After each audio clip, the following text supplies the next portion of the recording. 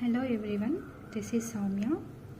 In this class, we are going to discuss functions of complex variable, which comes under Mathematics 3 for engineering students. And before going to the functions of complex variable, first of all, we should know about the complex number. Okay? What is a complex number? We know that 1, 2, 3, 0, 5, 6, these are all the real numbers, and the complex number is represented as z equals to x plus iy. Here x is the real part of complex number and y is the imaginary part. So we can say that the complex number is a combination of real and imaginary parts. Okay? Where I is square root of minus 1. There is no value for square root of minus 1, so that we are taking it as imaginary term. Okay? We can represent this complex number as this. Let us take this is a real axis and this is an imaginary axis. For example, z is equals to 3 plus 2y. You need to represent this 3 plus 2y value on the plane. So how can we represent? So this is a real part and this is an imaginary part, so that on the real part it is the value is 3. So 1, 2, 3. Here the value, and on the imaginary line we have to represent this 2 value. Here it is. So the point we can mention that 3, 2.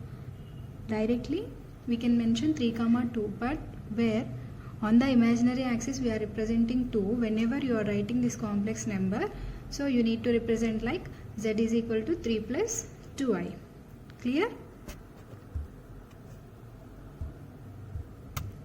This is in the Cartesian plane. Whenever you are discussing about the polar plane, how can we represent that? Let us take, so whenever the point, this is a point A, we can consider 3, 2, and the length of OA will be mod A. Okay? This mod A can be represented as R in the polar coordinates, and you can also write it write like mod Z also you can write. Okay? So how can we take these values? How can we calculate these values?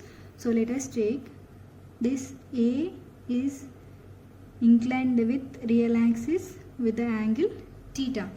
Okay, so from trigonometry, tan theta is equals to what we can write? Opposite side by adjacent side. So what is the opposite side here? Y.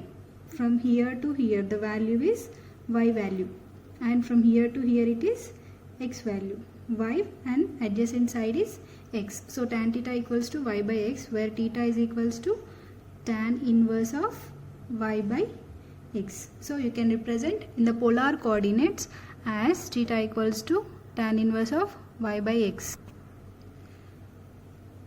In the Cartesian plane, the coordinates are x and y. Here this is x and this is y value.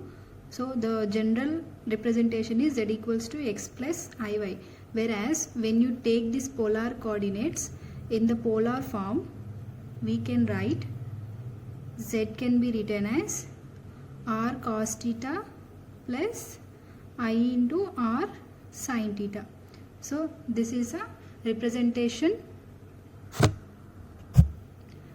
This is a representation of z in polar form, and this is a representation of z in Cartesian form. We'll discuss this polar form in detail in the further classes. Now we'll go with the Cartesian. So now, what are the functions of complex variable? The functions of x, y that depends only on the combinations of x plus iy, which is equal to z, right, are called the complex variable functions. Okay, these all functions always expanded in the power series. So always you have to expand these complex variable functions in the power series. First of all, what is a function?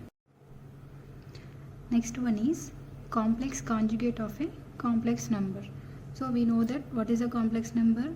Z equals to x plus iy, and the complex conjugate for this number is, we'll represent with z bar, or we can represent z dash also, x minus iy. The real part is always same as in the complex number, but the imaginary part will change the sign. That is a complex conjugate for that number. Okay.